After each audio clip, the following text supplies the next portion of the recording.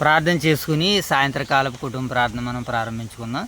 దేవాతి దేవుడు గత ఈ ఉదయకాల సమయం అంతట్లో ఆయన యొక్క సహాయాన్ని సహకారాన్ని మనకు అనుగ్రహించి ప్రసాదించి ఈ సాయంత్రకాల సమయంలో ఆయన సన్నిధి భాగ్యాన్ని సమూయేలు మొదటి గ్రంథము 8వ అధ్యాయం ద్వారాగా మనకు అనుగ్రహించిన పరలోకమందున్న కన్న తండ్రికి కృతజ్ఞతలు, వందనాలు, స్తుతులు, స్తోత్రాలు తెలియజేసుకుంటూ నేటి సాయంత్రకాల సమయంలో కుటుంబ ప్రార్థన మనం ప్రారంభించుకుందాం. మోషేబాబు ప్రార్థనతో నీటి పరిచయను మనం కొనసాగించుకుందాం. మోషేబాబు ప్రార్థన. మహాగణుడు మహోన్నతుడు మా ప్రియా పరలోకపు తండ్రి, మీ ఘనమైన ఉండమైన శ్రేష్టమైన నామానికి వేలాదిన్న స్థితులు సాధన చేయించుకున్నాం తండ్రి. ఇదిగోండి తండ్రి, సాయంత్రకాల సమయంలో తండ్రి వేగురు మీ తండ్రి, మీ సన్నిధి భాగ్యాన్ని, మీ సన్నిధి కాంతులు మా మీద ప్రకాశింపజేసినందుకు మీకు వేలాదిన్న స్థితులు సాధన చేయించుకుంటున్నాం తండ్రి. ఇదిగోండి తండ్రి, ఈ సాయంత్రకాల సమయంలో తండ్రి సమూయేలు మొదటి గ్రంథము తండ్రి 8వ అధ్యాయం తండ్రి మీకు చదువుచుండగా నేర్చుకుంటుండగా మాకు సమృద్ధమైన తెలుగు జ్ఞానాన్ని ప్రోత్సహిస్తున్నారు తండ్రి. ఇదిగోండి తండ్రి, నిన్నటి కాల సమయంలో తండ్రి 7వ అధ్యాయం తండ్రి మేము స్టాప్ చేసినంత 7వ అధ్యాయం దగ్గర తండ్రి మేము ఆగిపోయాం తండ్రి. 7వ అధ్యాయం కొనసాగింపుగా 8వ అధ్యాయం తండ్రి మేము చదువుచుండగా నేర్చుకుంటున్నాగా సమృద్ధమైన తెలుగు జ్ఞానం ప్రోత్సహిస్తున్నారు తండ్రి. మా స్థానిక సంఘాలు దేవుని శాంతి కాశీ కామని తండ్రి వయసు నగలో జరగబోతుంది తండ్రి. వయసు నగలు జరగబోతున్న తండ్రి కూడిక కూడా మీకు మహిమకరంగా మా అందరికీ దీవెనకరంగా ఆశీర్వాదంగా మీరు జరిగించమని నడిపించమని ఈ ప్రార్థన మా ప్రభుని మీ కుమారుడైన మా ప్రభువైన యేసుక్రీస్తు నామములో ప్రార్థన మీకు సమర్పించాడు మా ప్రియ పరలోకపు తండ్రి, ఆమేన్. జయ తల్లి ప్రార్థన. పరలోక మా కన్న తండ్రి గడిచిన కాలం నాకు ఎందుకు వచ్చి మీకు చేసుకున్నాను తండ్రి. నేను కాల సమయంలో తండ్రి సమయంలో రాసిన మొదటి గ్రంథం తండ్రి 7వ అధ్యాయం తండ్రి మేము చదువుతున్నాం మేము చదువుకున్నాం తండ్రి. అందులో తండ్రి ఎలా అక్కడ స్టాప్ చేసాం తండ్రి. మళ్ళీ ఈ సాయంత్రకాల సమయంలో తండ్రి 8వ అధ్యాయం తండ్రి మేము చదువుతుండగా నేర్చుకోవచ్చు తండ్రి. విని విడిచిపెట్టలేక కాంగుతాను మా రొద్ద పరకం రాసుకుంటూ చేయండి వదాయి ఈ సాయంత్రకాల సమయంలో ఎగురమైతే మీ సన్ని బ్యాగులు మీ సన్ని కాదు మళ్ళీ ప్రకటన చేసి మీకు చేసుకున్నాం తండ్రి. ఈ ఫ్యామిలీ ట్రీకి అయితే చాలా కాండ వారికి దేచాము అప్పుడు నేను సంఘం తీర్చరు మోదురు వయసుకి సంఘం తీర్చిన సంఘ శాపం తీర్చాను బోసన బీరాల కుటుంబంగా రాసించాను తండ్రి. 2 సంఘం శాఖలు దీవించాను నూతనంగా తరచమ్మ శాఖలను దీవించాను తండ్రి. ప్రార్థన యేసుక్రీస్తునామములో అడుగుతున్న ప్రార్థన. రైట్, మంచిదైనా చక్కనటువంటి ప్రార్థన చేసి దేవుని మహింపరచన మరి మీ ఇరువురిని దేవుడు దీవించును గాక, ఆమేన్.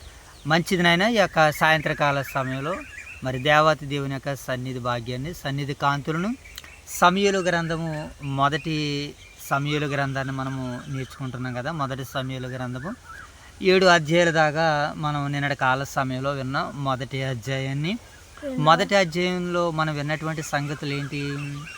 యాల్కన్నా గారి హన్నా గారి యొక్క కుటుంబం ద్వారాగా వారు దేవుని ఏ రీతిగా ప్రతి సంవత్సరము ఏటేటా దేవుని సన్నిధి షిలోహులోనికి వెళ్ళి దేవుణ్ణి వారు ఎలాగైతే సేవించేవారో దేవునికి తమ మొక్కుబళ్ళను తమ యొక్క బలులను ఎలాగ అర్పించేవారో మొదటి అధ్యాయంలో మనం విన్నటువంటి వర్తమానం. మొదటి అధ్యాయంలో అక్కడ ఏలీ 2 కుమారులు మరి సేవకులుగా పరిచారకులుగా ఉన్నట్లుగా మనం చూస్తున్నాం. అలాగే దేవునికి లేక పుట్టినటువంటి ఆ కుమారుడు మరి సమూయేలు గారిని దేవుని సన్నిధిలో పెంచడము, దేవుని పట్ల భయభక్తులు కలిగి ఉండడము 2వ అధ్యాయంలో మనం చూస్తాం. అలాగే ఆవిడ దేవుడిచ్చినటువంటి బహుమానాన్ని బట్టి దేవుని ఆవిడ ఏ రీతిగా ప్రవచించిందో కూడా మనం 2వ అధ్యాయంలో చూసాం. అలాగే సమూయేలు గారి యొక్క మరి వారి యొక్క పూర్వీకులు వారి యొక్క పితరుల తరం దగ్గర నుంచి 4-5 తరాల ముందు దగ్గర నుంచి కూడా దేవుని పట్ల భయభక్తులు కలిగిన వారని మొదటి అధ్యాయంలో మనం విన్నటువంటి వర్తమానం. ఇక 3వ అధ్యాయం దగ్గరికి వచ్చేటప్పటికి మరి తండ్రి అయినటువంటి ఆ దేవుడు సమూయేలు గారితో మాట్లాడడం, సమూయేలును పిలవడము, అలాగే మరి ఏలీ గారు చనిపోవడము, ఏలీ కుమారులు చనిపోవడము, ఇలా ఈ 3వ అధ్యాయం మనం చూసాం. ఇక 4వ అధ్యాయము అలాగే 5వ అధ్యాయము 6వ అధ్యాయంలో మరి ఇశ్రాయేలుకి ఫిలిస్తీన్లకి యుద్ధం జరగడము, ఆ యుద్ధంలో దేవుని మందసం పట్టబడడం, మరలా మందసాన్ని తిరిగి దేవుడు ఇశ్రాయేల్ దేశానికి మరి బెయేర్షెబా ప్రాంతానికి యెహోషువ గారి యొక్క సరిహద్దుల్లోనికి స్థలాల్లోనికి పొలాల్లోనికి పంపినట్లుగా మనం చూస్తున్నాం.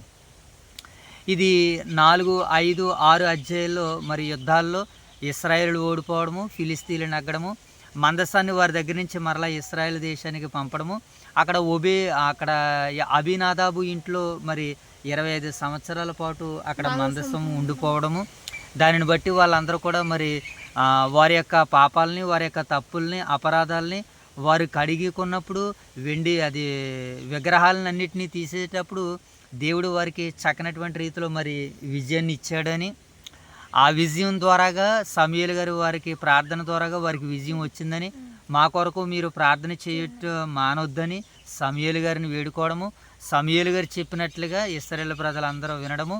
అలాగే ఇప్పుడు ఇశ్రాయేలుతో యుద్ధానికి, ఫిలిస్తీన్ల యుద్ధానికి వెళ్ళినప్పుడు దేవుడు ఉరుములతో అక్కడ మెరుపులను పుట్టించడము, మరి ఇశ్రాయేలుకి విజయం రావడం, ఫిలిస్తీన్లు ఓడిపోవడం మనము చూసాము. అలాగే ఇశ్రాయేలు ప్రజలకి మరి న్యాయాధిపతిగా మరి బెయేర్షెబా మొదలుకొని దాను వరకు ప్రవక్తగా ఆయన ఉన్నారు కనుక ఇశ్రాయేల్ ముఖ్య పట్టణాల్లో ఆయన తీర్పు తీర్చేవాడుగా, రామాలో తన నివాసం ఉంది కనుక అక్కడ కూడా ఆయన న్యాయం తీర్చినట్లుగా సమూయేలు మరి నాయకుడిగా, ప్రవక్తగా, యాజకుడిగా బలిపీఠాన్ని కట్టినటువంటి వాడిగా నిన్న విన్నటువంటి వర్తమానం నిన్నటి దాకా. కనుక ఈరోజు 8వ అధ్యాయంలోనికి మనం అందరం కూడా ప్రవేశించేద్దాం. ఈరోజు మనం 8వ అధ్యాయం నేర్చుకునబోతున్నాం కనుక దేవుని యొక్క ఆత్మ సహాయం కొరకు ప్రార్థన చేసుకుని నేటి వాక్య భాగంలోనికి వెళ్ళే ప్రయత్నాలు చేద్దాం. ప్రార్థన వాక్యం నిమిత్తం. మహాగణుడ, మహోన్నతుడ, సర్వోన్నతుడ, సర్వాధికారి, మా పరిపాలక, మా తండ్రి, మా దేవ, మా రక్షక, మీకు కృతజ్ఞతలు. ఈ సాయంత్రకాల సమయంలో సమూయేలు మొదటి గ్రంథము 8వ అధ్యాయాన్ని నేడు మా వినికిడిలో మీరు ఫలింపజేయడానికి సిద్ధపడుతుండగా వ్రాయబడిన ప్రతి మాట వెనక మీ యొక్క ఉద్దేశాన్ని మేము తెలుసుకోవడానికి ప్రయత్నం చేస్తున్నాం తండ్రి. మీ యొక్క ఆత్మతో మమ్మల్ని నింపండి. ఈ సమయంలో మా హృదయాలను, మా మనస్సులను, మా మనోనేత్రాలను మీరు తెరవండి, వెలిగించండి. జ్ఞానంతో మమ్మల్ని నింపండి. ఏ ఉద్దేశంతో అయితేనైనా ఈ పరిచర్యకు మీరు మమ్మల్ని పిలిచారో ఆ పిలుపులో ఉన్నతంగా మీ కొరకు నాయన చక్కగా తెలుసుకునే, నేర్చుకునే భాగ్యాన్ని దయచేయమని వేడుకుంటూ, అలాగే వినబోతున్నటువంటి మా ప్రియులైన పరిశుద్ధులకి ఇవి నాయన వారి జీవితాలకి నాయన మేలుకరంగా, మీకు మహిమకరంగా ఉండేలాగా మీ సహాయాలతో నింపండి తండ్రి. ఈ సమయంలో మీరు మమ్మల్ని ప్రేమించి ఇచ్చినటువంటి మా యొక్క స్థానిక సంఘాలు, ఓదూరు వైఎస్ఆర్ నగర్లో ఉన్నటువంటి సంఘాన్ని, సంఘ బిడ్డలను దీవించి ఆశీర్వదించండి. అలాగే తండ్రి సంఘానికి స్తంభాలుగా ఉన్నటువంటి పెద్దలను, పరిచారకులను, యవనస్తులను, స్త్రీలను, పురుషులను, వృద్ధులను, బాలులను, దిక్కులేని వారిని, అనాథుల్ని జ్ఞాపకం చేసుకున్నాం ప్రభా. అలాగే తండ్రి 2 సంఘాలకు నాయకత్వ బాధ్యతను వహిస్తూ దైవ సేవకులు ఉన్నటువంటి మా ప్రియులు దైవ సేవకులు రాజు గారిని, వారి యొక్క కుటుంబాన్ని దీవించి ఆశీర్వదించి కాచి కాపాడమని వేడుకుంటూ తండ్రి సాయంత్రకాల సమయంలో జరగబోతున్న యొక్క పరిచర్య తండ్రి అనేకులకు దీవెనకరంగా, మీకు మహిమకరంగా మీరు జరిగించమని, నడిపించమని, ఇంతవరకు మీ యొక్క సహాయంతో, సహకారంతో మమ్మల్ని నడిపించారు. ఇక ముందు కూడా మీ యొక్క సహాయము, మీ సన్నిధి భాగ్యంతో, మీ సన్నిధి కాంతులతో మమ్మల్ని, మా కుటుంబాలు, మా బిడ్డలను మీరు నడిపించమని, దీవించమని, ఆశీర్వదించమని మా ప్రభు అయిన యేసుక్రీస్తు వారి నామం పేరటి ప్రార్థన మీకు సమర్పిస్తున్నాము తండ్రి. ఆమేన్. రైట్, మంచిది నాయన. చక్కటి సమయంలోనికి దేవత దేవుడు మరి మనల్ని నడిపించారు. మరి ఈ సమయంలో సమూయేలు మొదటి గ్రంథము 8వ అధ్యాయ నేపథ్యాన్ని మనం చదువుకుంటూ నేటి పరిచర్యలో, నేటి దినపు వర్తమానంలో మనందరం ముందుకు వెళ్దాం. ఓకేనా మోషబాబు? కనుక సమూయేలు మొదటి గ్రంథం 8వ అధ్యాయాన్ని మనం చదువుకుందాం. ఈ అధ్యాయము మరి ఈ అధ్యాయ నేపథ్యాన్ని మనం చూసినాడు. సమూయేలు ప్రజలకి న్యాయాధిపతిగా, ప్రవక్తగా ఎంతో కాలం సేవ చేశాడు. ఏం చేశాడు మోషబాబు? సమూయేలు గారు ప్రజలకు న్యాయాధిపతిగా, అలాగే ప్రవక్తగా 2 ఆయన జీవితంలో ఆయన రెండింటికి 2 ప్రధాన పాత్రలు పోషించారు. ఆయన 3వ పాత్ర, యాజకుడి పాత్ర కూడా ఆయన పోషించాడు. ఎన్ని పాత్రలు మోషబాబు? 3 పాత్రలు పోషించారు. మనం ఒక్క పాత్ర పోషించడానికి చాలా ఇబ్బందులు పడిపోతుంటాం. ఓకేనా? ఆయన 3 పాత్రలు పోషించాడు. అంటే ఇక్కడ ఈ అధ్యాయంలో ఆయన వృద్ధాప్యంలోనికి వచ్చినటువంటి సంగతులు ఈ అధ్యాయంలో మనకు కనబడుతున్నాయి. అందుకనే ఆయన చేసినటువంటి సేవలో, పరిచర్యలు ఈ అధ్యాయంలో ప్రశంసించబడినాయి. ఓకేనా మోషబాబు? రైట్. సమూయేలు ప్రజలకు ప్రవక్తగా, న్యాయాధిపతిగా ఎంతో కాలం సేవ చేశాడు. ఓకేనా? అతడు వృద్ధాప్యంలోనికి వచ్చేసాడు అనమాట. ఇప్పుడు వృద్ధాప్యంలోనికి రాగానే తన బరువు బాధ్యతలన్నీ తన పిల్లల మీద పెట్టాడు. ఓకేనా? తన కుమారులను న్యాయాధిపతులుగా నియమించారు, కానీ వారు దేవుని మార్గాల్లో నడవలేదు. ఎవరో? సమూయేలు గారి పిల్లలు దేవుని మార్గాల్లో నడవలేదంట. ఎంత ఆశ్చర్యకరమో చూడండి. ఎంత ఆశ్చర్యకరమో! సమూయేలు గారి దేవుని సన్నిధిలో నడవడానికి తన పూర్వీకుల చరిత్ర మనకు కనబడుతుంది. అవును కదా? కానీ మరి ఈ 6వ తరంలో, 7వ తరంలో ఉన్నటువంటి ఈ సమూయేలు గారి పిల్లలు మాత్రము దేవుని యొక్క న్యాయ పరిపాలన, దేవుని యొక్క విధానంలో వీరు లేరు. వాళ్ళు ఎలా ఉన్నారంటే తన కుమారులు న్యాయాధిపతులుగా నియమించారు, కానీ వారు దేవుని మార్గంలో నడవలేదు అని అంటే వారు ఏం చేశారంటే వారు లంచాలు తీసుకుని న్యాయాన్ని వక్రీకరించారు. లంచాన్ని తీసుకుని ఏం చేశారు దయచేసి? కనుక ఈ పరిస్థితిని చూసినటువంటి ఇశ్రాయేలులు ఒక నిర్ణయానికి వచ్చారనమాట. ఎవరో ఇశ్రాయేలులు ఒక నిర్ణయానికి వచ్చారు. ఏ నిర్ణయానికి వచ్చారు? న్యాయాధిపతులు లంచాన్ని తీసుకుని సమూయేలు కుమారులు ఏమండి ప్రజల్ని లంచాలు తీసుకుని న్యాయాన్ని వక్రీకరించారు. ఈ సందర్భాలు ఎలా చేస్తున్నారని ప్రజలు తెలుసుకుని ప్రజలు ఒక నిర్ణయానికి వచ్చారనమాట. మాకు ఇతర జనముల వలె ఒక రాజును నియమించమని సమూయేలు గారి దగ్గరికి ఇశ్రాయేల్ ప్రజలందరూ వచ్చి అడుగుతున్నారనమాట. ఓకేనా? మాకు ఇతర జనముల వలె ఒక రాజును నియమించమని సమూయేలుని అడుగుతున్నారనమాట. ఇది కేవలం రాజకీయ అభ్యర్థన కాదు, కానీ ఆత్మీయమైన తిరుగుబాటుగా మనకు కనబడుతుంది. ఏంటి మోషే బాబు? ఎందుకంటే దేవుడే వారికి నిజమైన రాజుగా ఉన్నాడు ఆనాటి కాలానికి. కానీ ప్రజలు దేవుని పరిపాలన కంటే మనుష్య పరిపాలనే కోరుకుంటున్నారు. ఇలా మనుషుల పరిపాలన కావాలి, మాకు రాజు కావాలి అని చెప్పడానికి ప్రధాన కారణం ఏం కనబడుతుందంటే సమూయేలు గారి పిల్లలను బట్టే వారికి ఆ నిర్ణయం వచ్చింది మొదటిది. ఇంకోటి ఏంటంటే వీళ్ళు ఒక ఆలోచన, బలమైన ఆలోచన వీళ్ళు కలిగి ఉన్నారు. ఎలాగైనా సరే ఇతర జాతులు, ఇతర ప్రజలుగా ఇతర దేశాల్లో అప్పటికి ఎవరు ఉండేవారంటే రాజులు ఉండేవారు. అలాంటి రాజు మాకు కావాలి, అలాంటి రాజుతో మేము యుద్ధాలకు వెళ్ళాలి, ఆ రాజు పరిపాలన మేము జీవించాలని మనుషులుగా వీళ్ళు కోరుకుంటున్నారు. ఒక మాట ఏంటంటే మోషే బాబు, అప్పటికే ఇశ్రాయేలు ప్రజలకు రాజుగా ఎవరున్నారు? కన్న తండ్రి అయినటువంటి దేవుడు ఉన్నాడు. ఇశ్రాయేల్కి రాజుగా, న్యాయాధిపతిగా సమూయేలు గారు ఉన్నారు. ఇప్పుడు సమూయేలు పిల్లలు ఏదో తప్పు చేస్తారని సమూయేలు పిల్లలను బట్టి వీళ్ళ హృదయంలో ఉన్న ఆలోచన బట్టి వీళ్ళు సమూయేలు గారితో ఈ మాటను చెప్పి మాకు రాజు కావాలని అడిగారు అనమాట. అప్పుడు దేవుడు ఈ విషయంలో బాధపడతాడనమాట.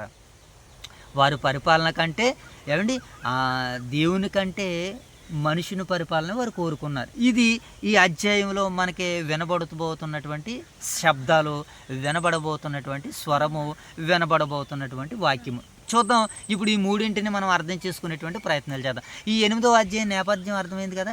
ఇశ్రాయేల్ ప్రజలు వారికి న్యాయము వారికి సరిగా అందట్లేదని సమూయేలు గారి పిల్లల్ని కాదని, అలాగే అందులోకి వీళ్ళ లంచగొండలు అయిపోయారు కనుక వీళ్ళ పరిపాలన నచ్చక మాకు ఒక సకల దేశ ప్రజల సాంప్రదాయపూర్వకంగా మాకు ఒక రాజు కావాలని కోరుకుంటున్నారు. రాజుగా వీళ్ళు ప్రజలు స్వీకరిస్తే రాజుగా ఉండడం వలన వీళ్ళకి ఎలాంటి అనర్థాలు ఎదురవబోతున్నాయి ఈ అధ్యాయంలో మనం నేర్చుకుని పోతున్నాం. ఇప్పుడు ఇది మనకు తెలియాలంటే నేపథ్యాన్ని ముగించుకున్నాం. ఇప్పుడు మనం ఎక్కడికి వెళ్ళాలి? సారాంశంలోనికి వెళ్ళాలి. ఇప్పుడు టూకీగా మనకి ఈ అధ్యాయంలో ఎన్ని వచనాలు కనబడుతున్నాయి? 22 వచనాలు.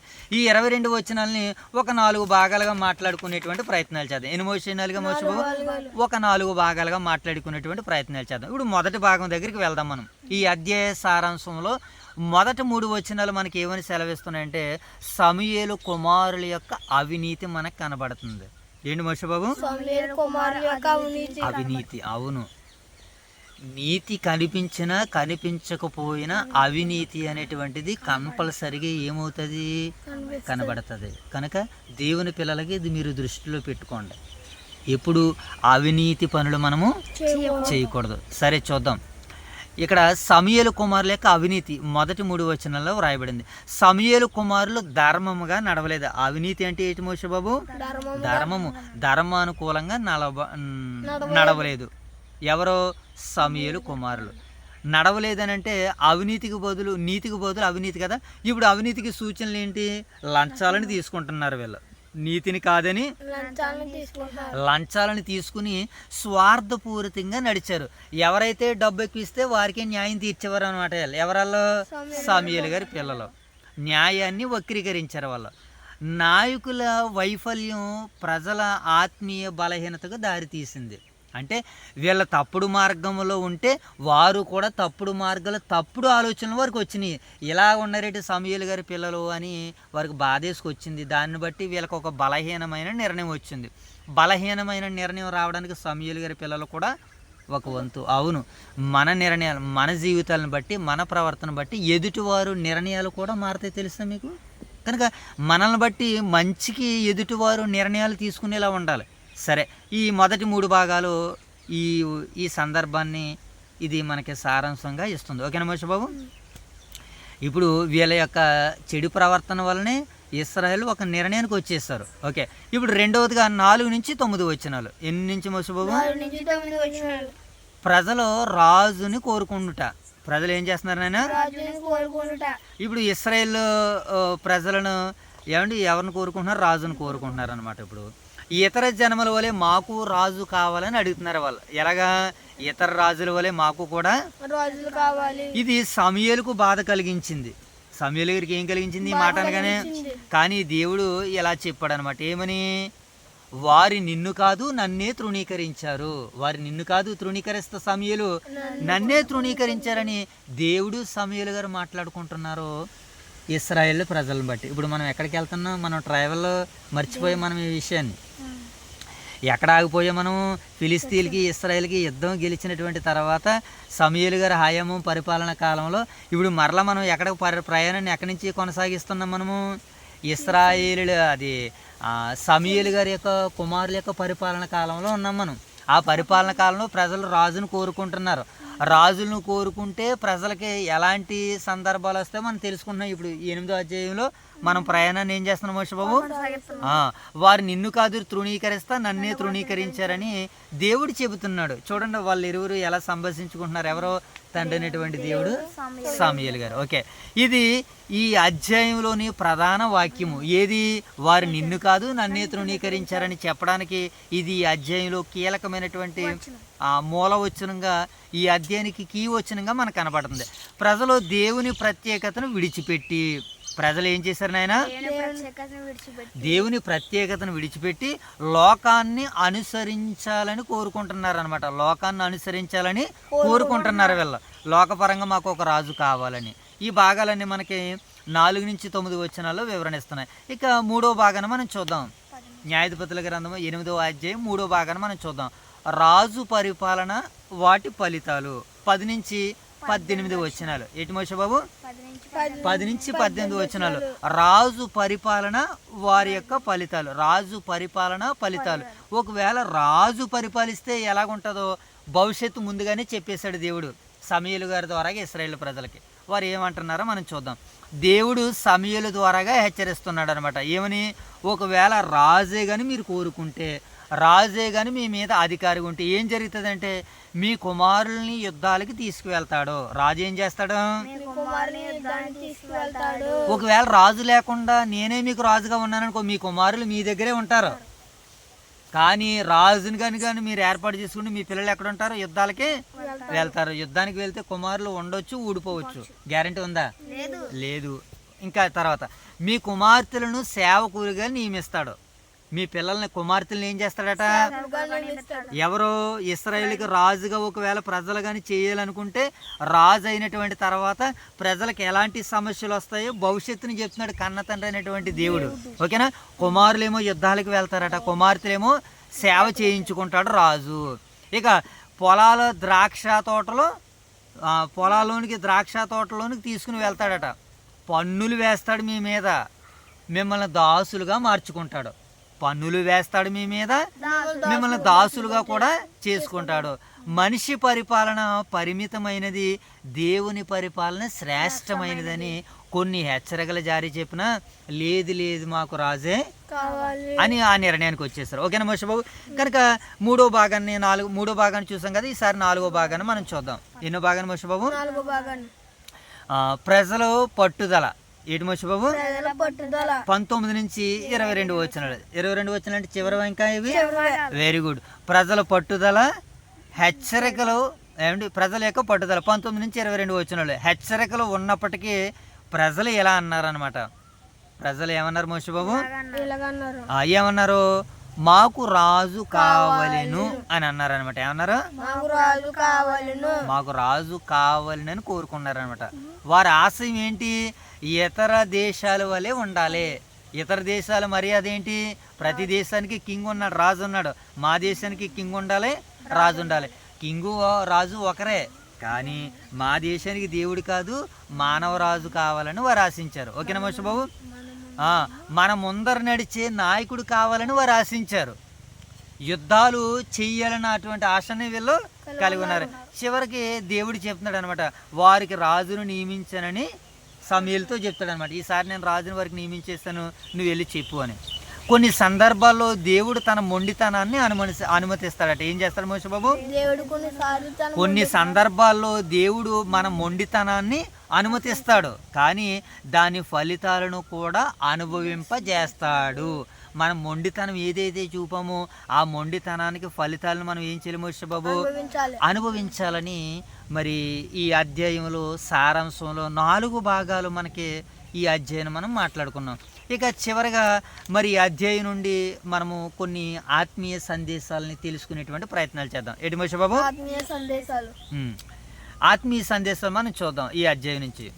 లోకాన్ని అనుసరించడం ప్రమాదకరము. ఏంటి మోషే బాబు? ఇశ్రాయేలు దేవుని యొక్క ప్రత్యేక ప్రజలు అయినప్పటికీ ఇతర జనముల వలె రాజును కావాలని కోరుకున్నారు. విశ్వాసి ప్రపంచాన్ని అనుసరించడానికి కాదు, దేవుని చిత్తంలో ప్రత్యేకంగా జీవించడానికి పిలువబడ్డాడు. ఓకేనా మోషే బాబు? క్రైస్తవులు ఏం చేయకూడదు? లోకాన్ని అనుసరించడము ప్రమాదకరము. ఇశ్రాయేలు దేవుని ప్రత్యేక ప్రజలు. ఇశ్రాయేలు ఎవరు? దేవునికి ప్రత్యేకమైనటువంటి ప్రజలు అయినప్పటికీ ఇతర జనముల వలె రాజు కావాలని వారు కోరుకున్నారు. కనుక ఇప్పుడు మనం ఏం చేయాలంటే విశ్వాసి ప్రపంచాన్ని అనుసరించి నడవకూడదు. మరి ఎవరిని అనుసరించి నడవాలి? Very good. దేవుని చిత్తం ఏంటో ప్రత్యేకంగా జీవించడానికి మాత్రమే పిలువబడ్డాడు విశ్వాసి అని ఈ అధ్యాయము మీకు నాకు ఏం చేస్తుంది? సందేశాన్ని ఇస్తుంది. ఇక రెండవది, దేవుణ్ణి తిరస్కరించడం ఎప్పుడు బయట కనిపించదు. మనము దేవుణ్ణి తిరస్కరిస్తున్నామని మనకి కనిపించదు, కానీ మనం దేవుణ్ణి తిరస్కరించేవారిగానే ఉంటాము. ప్రజలు నేరుగా దేవుణ్ణి తిరస్కరించలేదు, కానీ రాజును కోరుకోవడం ద్వారాగా దేవుని పరిపాలనపై అసంతృప్తి చూపించారు. వాళ్ళు దేవుని పరిపాలన బాగాలేదనుకున్నారు. ఏమండి, మనిషి పరిపాలన బాగుంటుందని ఒక అసంతృప్తిని వీరు ఏం చేశారు? చూపించారు. ఎల్లప్పుడూ ఏం చేస్తున్నారు? తిరస్కరించినట్లుగా కనబడుతున్నారు. తిరస్కరణ అనేటువంటిది బయటికి కనిపించదు. ఓకేనా మోషే బాబు?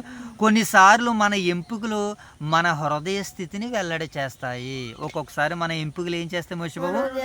మన హృదయ స్థితిని వెల్లడి చేస్తాయి. కనుక మనం ఎలా ఉండాలంటే దేవుడు నడిపించినట్టుగానే మనం ఉండాలి. మన తిరస్కారాన్ని మనం చూపించకూడదు. ఓకే, నెక్స్ట్ ఇంకా ఈ అధ్యాయం మనకి ఏమని సందేశాన్ని ఇస్తుంది అని అంటే, మనిషి మీద ఆధారపడుట పరిమితమైనది. మనిషి మీద ఆధారపడితే మనకు ఒక పరిమితి ఉంటుంది. దేవుని మీద ఆధారపడితే పరిమితి లేనటువంటి ప్రేమను ఆయన మనకి చూపించడానికి సిద్ధంగా ఉన్నాడు. చూద్దాం. రాజు కోసం ఆశపడిన ప్రజలు చివరకు భారమైన పరిపాలన ఎదుర్కోవలసి వచ్చింది. చూసారు వీళ్ళకి ఎలాంటి సమస్య వచ్చిందో? రాజు కోసం ఆధారపడిన ప్రజలు చివరకు భారమైనటువంటి పరిపాలన ఎదుర్కోవలసి వచ్చింది.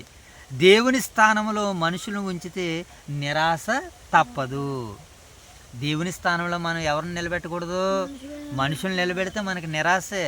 మన ఆశలు ఇంకా ఆనందాలుగా ఉండవని ఈ అధ్యాయం మనకి సందేశాన్ని ఇస్తుంది. ఇక చివరిగా దేవుడు హెచ్చరిస్తాడు, బలవంతము చేయడాన్ని. ఏం చేస్తాడు మోషే బాబు? హెచ్చరిస్తాడు. దేవుడు ప్రమాదాన్ని ముందుగానే చెప్తాడు. దేవుడు ఏం చేస్తాడు మోషే బాబు? అయినా ప్రజలు తమ ఇష్టానుసారంగా నడిచారు. ప్రజలు ఎలా నడిచారు? దేవుని స్వరము వినకపోతే నిర్ణయాల ఫలితాలను అనుభవించక తప్పదు. ఏటట? దేవుని స్వరం వినకపోతే. దేవుని స్వరం మనం వినలేదనుకోండి, కొన్ని నిర్ణయాలు మనం తీసుకుంటాం. ఆ నిర్ణయాల ఫలితాలను మనం అనుభవించక తప్పదు. అది నష్టమైనా కష్టమైనా సరే. కనుక దేవుని స్వరం వింటే మనం ఎలా ఉంటాం? మన కష్టాల్లోనికి వెళ్ళము, నష్టాల్లోనికి వెళ్ళము, లాభాల్లోనికి, ఆశీర్వాదాల్లోనికి వెళ్తాం దేవుని స్వరాన్ని వింటే. ఓకేనా మోషే బాబు? కనుక మనకి ఈ అధ్యాయం యొక్క ప్రధాన భావాన్ని మనం చూద్దాం. ఈ అధ్యాయం యొక్క భావం మీకు తరగతుల్లో పద్యాలు ఉంటాయి, పద్యాలకి భావాలు ఉంటాయి కదా. అలాగే ఈ అధ్యాయానికి ఒక భావాన్ని రాస్తే, దేవుని రాజ్యాన్ని విడిచి మనిషి రాజ్యాన్ని కోరిన ప్రజలు. ఏంటి మోషే బాబు? కోరిన ప్రజలు. మొదటిది, లోకమును పోలి ఉండాలనే కోరిక, లోకమును పోలి ఉండాలనే కోరిక ఆత్మీయ పతనానికి దారి తీస్తుందని ఈ 8వ అధ్యాయం భావాన్ని మనకి ఇస్తుంది. ఓకేనా? ఇక ఈ అధ్యాయం నుండి మనం ఏ పాఠాలు నేర్చుకోవచ్చు? ఏటి మోషే బాబు? దేవుని చిత్తం కన్నా లోక పద్ధతులు గొప్పవి కావు. నాయకుల వైఫల్యం ప్రజలపై ప్రభావం చూపుతుంది. నాయకుల వైఫల్యం అంటే లోపాలు, నాయకుల యొక్క తప్పులు అవి ప్రజలపై ఏం చేస్తాయి? ప్రభావాన్ని చూపిస్తాయి. దేవుని హెచ్చరికలు తేలికగా తీసుకోకూడదు. ఏం చేయకూడదు? దేవుని హెచ్చరికలను తేలికగా. మొండితనం ఆశీర్వాదాన్ని కష్టంగా మార్చగలదు. మొండితనం ఏం చేస్తుంది? ఆశీర్వాదాన్ని కష్టంగా మారుతుంది. ఈజీగా ఉండవలసిన ఆశీర్వాదాన్ని కష్టంగా మార్చేటువంటిది మొండితనం. ఓకేనా మోషే బాబు? చివరగా దేవుడు రాజుగా ఉన్న జీవితం అత్యుత్తమం. దేవుడు రాజుగా ఉన్న జీవితం ఏంటి మోషే బాబు? అత్యుత్తము, అద్భుతమైనటువంటిదని ఈ సమూయేలు గ్రంథము 8వ అధ్యాయం మనకి సెలవిస్తుంది. ఇక చివరిగా ఈ అధ్యాయంలో రాయబడినటువంటి లేఖన భాగాలను చదువుకుంటూ నేటి పరిచయను ముగించుకునే ప్రయత్నాలు చేద్దాం. ఓకేనా మోషే బాబు? రెడీ? Come on start. మనం చదువుకుందాం. సమూయేలు వృద్ధుడైనప్పుడు, ఎక్కడికి అయిపోయాట అప్పుడు? ఈయన బాలుడిగా ఉండి ఎదిగి దేవుని స్థానంలో ఉన్నటువంటి ఈయన అప్పుడు ఎలాగైపోయారు? వృద్ధుడైపోడు కదా. ఎక్కడి నుంచే అసలైన జీవితం అయింది ప్రారంభమవుతుంది. ఈ వృద్ధాప్యంలో నుంచి ఇంకా ఆయన ఎన్ని కార్యాలు చేశాడో, ఎలాంటి కార్యాలు చేశాడో మనకి 27, 28 అధ్యాయులు కూడా కనిపిస్తారు. ఈయన వృద్ధుడైపోయాడు అనుకుంటున్నాం కదా 1-2 అధ్యాయుల్లో. కానీ అసలు యొక్క ఆయన సేవ, ఆయన యొక్క పరిచర్య ఇంకా ముందు కనబడుతుంది మనకి. ఓకేనా? చూద్దామా? ఇప్పుడు చదువుకుందాం. సమూయేలు వృద్ధుడైనప్పుడు తన కుమారులను ఇశ్రాయేలు మీద న్యాయాధిపతులుగా నియమించను. అతని జ్యేష్ఠ కుమారుని పేరు ఏంటి? పేరు యోవేలు గ్రంథం కూడా ఉంది మనకి. Very good. మోషే బాబుకి అదే జ్ఞాపకం వచ్చింది. యోవేలు గ్రంథం ఉంటుంది. Okay, right. ఆ యోవేలు గారు వేరే. ఏకనా? రెండవ వాని పేరు ఏంటట? అబియా. వీరు బెయేర్షెబాలో న్యాయాధిపతులుగా ఉండరు. ఎక్కడ న్యాయాధిపతులుగా పెట్టాడు వీళ్ళని? బెయేర్షెబాలో. ఓకేనా? రైట్. అతని కుమారులు అతని ప్రవర్తనను అనుసరింపగా ధనాపేక్షకులై లంచాన్ని పుచ్చుకుని న్యాయమును త్రిప్పివేయగా. ఇదేంటి వీళ్ళకి ఎలాంటి ఆలోచన వచ్చింది? సమూయేలు ఎంతో గొప్ప దైవ సేవకుడు కదా. మరి ఒక మంచి దైవ సేవకుడు గర్భాన్న పుట్టిన బిడ్డలు ఎలా తయారయ్యారేంటి? కారణం ఏలీ కుమారులు ఎలాగున్నారో సమూయేలు గారి కుమారులు కూడా అలాగే ఉన్నారు. అంటే ఈ సమయాన్ని బట్టి, సందర్భాన్ని బట్టి మనకి ఏమర్థం అవుతుందని అంటే, వాళ్ళు అలాగైపోరు కదా, నా పిల్లలు ఎలాగైపోతారన్న భయంతో ప్రతి సేవకుడు ఇప్పుడు వారిని పిల్లల్ని ఎలా పెంచాలి? జాగ్రత్తగా పెంచాలి. కనుక పిల్లలారా, ఏమండి తండ్రులారా, మీ పిల్లలు కోపం రేపక ప్రభు యొక్క శిక్షలను బోధలను వారిని పెంచాలి. పెంచలేదు కనుకనే సమూయేలు గారి పిల్లలు ఏమైపోయారు? లంచాలకే మరిగిపోయారు. సరే, ఏం చేశారు? ఇంకా తర్వాత మాటలు చూద్దాం. ఎన్ని వచనము? ఇశ్రాయేలు పెద్దలందరూ కూడి రామాలో సమూయేలు వద్దకు వచ్చి, చిత్తగించుము, నీవు వృద్ధుడు. ఎవరటైనా వృద్ధుడు, ముసలివారు అయిపోరట. ఎవరైనా నీ కుమారుని నీ ప్రవర్తన వంటి ప్రవర్తన గలవారు కారు. సకల జనుల మర్యాద చెప్పిన ఒక రాజును మాకు నియమించు, అతడు మాకు న్యాయము తీర్చునని అతనితో నని. సకల రాజ్యాలు చెప్పున ఏం చేయాలట? సకల జనుల మర్యాద చొప్పున మాకు రాజుని నియమించు, అతడు మాకు న్యాయం తీర్చినని అతనితో అనేది. మాకు న్యాయం తీర్చుటికే రాజును నియమించమని వారు అనిన మాట సమూయేలు దృష్టికి ప్రతికూలంగా ఉండును. అంటే అనుకూలంగా లేదు, దీనికి బాధ కలిగించినట్టు అనిపించింది. ఆ తర్వాత మాట చదువునాను. అతడు మాకు ఎన్నో వచనమా? 6వ వచనమా? మాకు న్యాయం తీర్చటికే రాజు నియమించమని వారు అనిన మాట సమూయేలు దృష్టికి ప్రతికూలంగా ఉండిన కనుక సమూయేలు యెహోవాను ప్రార్థన చేసును. అందుకు యెహోవా సమూయేలునకు సెలవిచ్చినదేమనగా, జనులు నీతో చెప్పిన మాటలన్నిటి ప్రకారము జరిగించు. వారు నిన్ను విసర్జించలేదు గాని తమ్మును ఏలకుండా నన్నే విసర్జించి ఉన్నారు. నన్ను విసర్జించి ఇతర దేవతలను పూజించి, నేను ఐగుప్తు నుండి వారిని రప్పించిన నాటి నుండి నేటి వరకు తాము చేయుచు వచ్చిన కార్యములన్నిటి ప్రకారంగా వారిని ఎడల జరిగించుచున్నారు. వారు చెప్పిన మాటను అంగీకరించు. అయితే వారిని ఏలబోవు రాజు ఎట్టువాడగునో నీవే సాక్షి వారికి దృఢముగా తెలియజేయవలను. అంటే ఒకవేళ మీరు రాజు నియమించుకుంటే రాజు వలన మీకు ఎలాంటి ప్రమాదాలు ఉన్నాయో, ఎలాంటి కష్టాలు, ఎలాంటి బాధలు వస్తాయో వారికి నువ్వేళ్ళి చెప్పాలి మోషే అని దేవుడు మోషేకి ఈ సంగతులన్నీ క్షమించండి. ఎవరినైనా సమూయేలు గారు, మోషే గారి దగ్గరికి వెళ్ళిపోయాం మనం. క్షమించండి, మోషే గారు కాదు కనుక సమూయేలు గారికి ఈ విషయాలను చెప్తున్నాడు. ఇప్పుడు ఏం జరిగిందో 10వ వచనం చదువుకుందాం. సమూయేలు తనను రాజును అడిగిన జనులకు యెహోవా మాటలన్నీ వినిపించి ఎలాగూ చెప్పెను. వినిపించాడంట, ఎలాగూ చెప్పాడంట. అంటే అంతకుముందు సమూయేలు గారికి ఏం చెప్పి ఉండాలి దేవుడు? నువ్వు వారికి ఏమేం చెప్పాలో ఆ విషయాలు చెప్పు నాయనని ఈ విషయాలు వాళ్ళిద్దరూ మాట్లాడుకుని ఇప్పుడు ప్రజలకు చెప్పడానికి సమూయేలు గారు వచ్చారు దేవుని తరపున. ఓకేనా? 11వ వచనం చదవనాను. ఏలాగును చెప్పెను, మిమ్మును ఏలబోవు రాజు ఎట్టువాడగనగా అతడు మీ కుమారులను పట్టుకుని తన రథములను తోలుటకును. ఏంటి వీళ్ళ కుమారులు ఏం చేస్తారట? రథాలని తోలడానికి ఎట్టుకుంటాడట వీళ్ళని. ఏంటి? రథాలని తోలుటకును తన గుర్రములను కాపాడుటకును వారిని ఉంచుకును. రథాలని గుర్రాలని కాపాడేటుకుంటే పనిలో రాజుగారు ఏమండి మరి ఇశ్రాయేలు పిల్లలను వాడుకుంటాడని చెప్తుంది. తర్వాత మాట, మరియు అతడు వారిని తన సైనికుల్లో సహస్రాధిపతులుగాను పంచదళాధిపతులుగాను నియమించును. తన భూములను దున్నుటకును వారి పంటను కోయుటకును తన యుద్ధములను తన రథములను సామానులను చేయుటకును వారిని ఏర్పరచుకొను. రాజు ఏం చేయాలి? దేవుని పనిలో దేవుని సేవలో నడిపించవలసిన రాజు ఏ పనిలో పెడతాడట?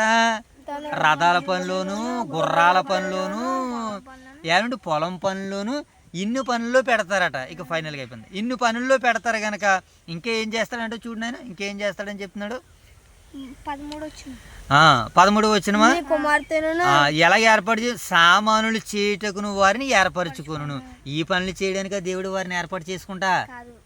రాజు ఎలాంటి పనులు చేయించుకుంటాడు కనుక ఇది ఒకవేళ వారికి ఇష్టమేమో వారికి ఈ విషయాలని చెప్పంటున్నాడు ఆయన.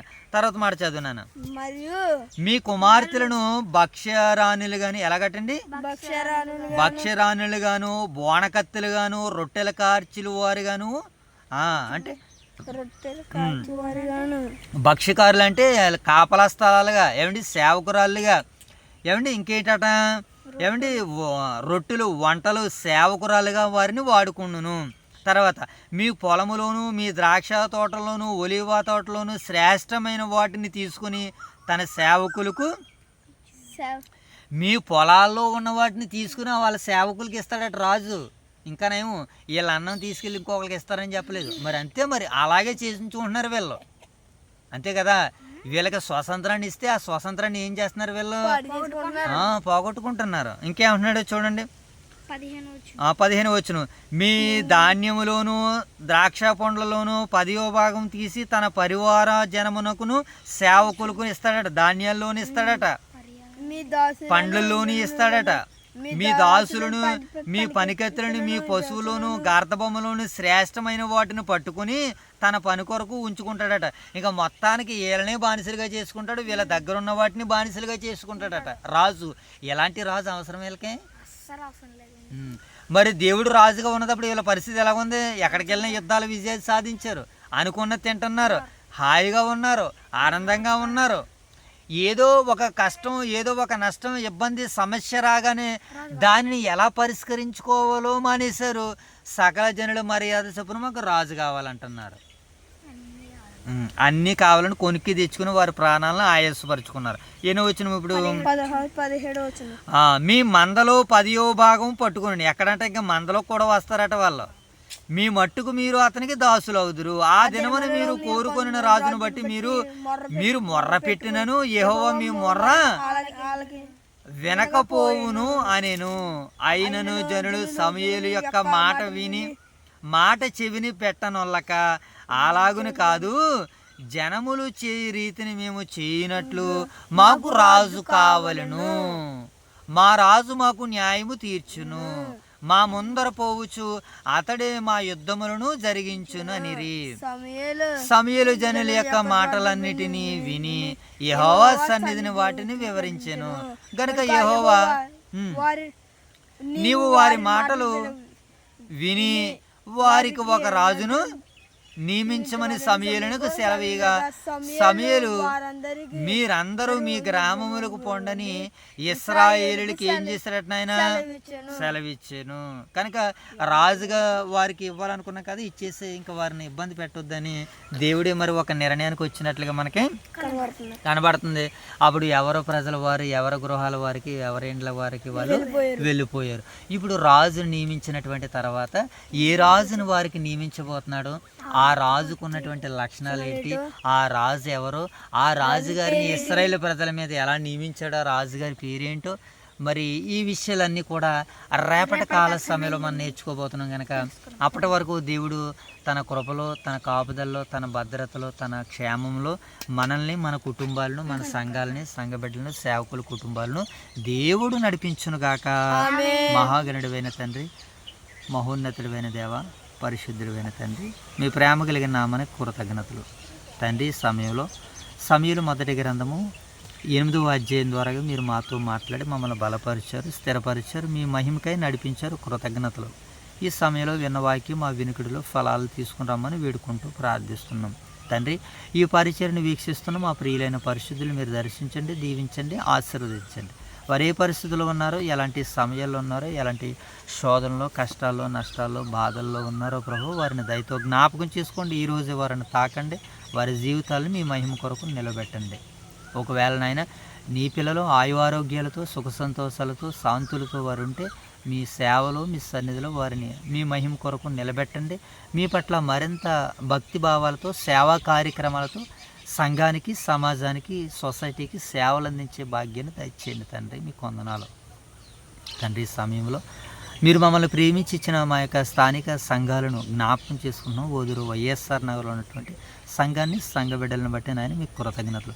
సంఘం ద్వారాగా నాయన ఈ వారంలో జరిగిన ఇప్పటివరకు కార్యాలను బట్టి నాయన మీకు కృతజ్ఞతలు. ఈ రాత్రికాల సమయంలో నాయన గురువారం బైబిల్ తరగతి వైఎస్ఆర్ నగర సంఘంలో జరగనే ఉన్నది ప్రభు. దానికి కావలసినటువంటి సేవకులకి మీరు సామర్థ్యం దయచేయండి, శక్తిని దయచేయండి. చక్కటి పరిచర్య మేము చేసేలాగా, చక్కటి పరిచర్యలో మేము పాలుభాగస్తులు అయ్యేలాగా నాయన తండ్రి, చక్కటి నాయన మేము ఆత్మీయంగా ఎదిగేలాగా మీ సహాయాలతో మమ్మల్ని నింపండి, నడిపించండి.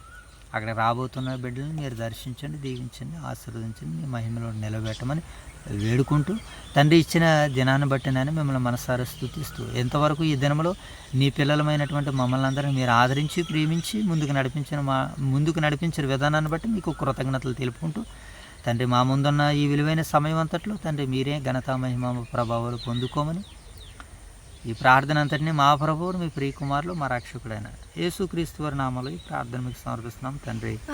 ఆమేన్. అందరికీ వందనాలు.